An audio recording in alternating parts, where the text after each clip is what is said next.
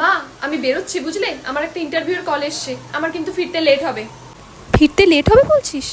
সন্ধে হয়ে গেলে কিন্তু বড় রাস্তা দিয়ে আসবি, গলি দিয়ে আসবি না। গলিতে ওই ছেলেগুলো বসে ক্যারাম খেলে, আমার খুব ভয় করে রে। আচ্ছা ঠিক আছে, আমি গলি দিয়ে ফিরবো না, বড় রাস্তা দিয়ে ফিরবো। আর শোন না মা, তোর আবার চাকরি করার কিসের দরকার বলতো? তোর তো দেখাশোনা চলছে, ওরা যদি রাজি না হয়। মা চাকরি আমি নিজের জন্য করছি, কারোর জন্য নয়।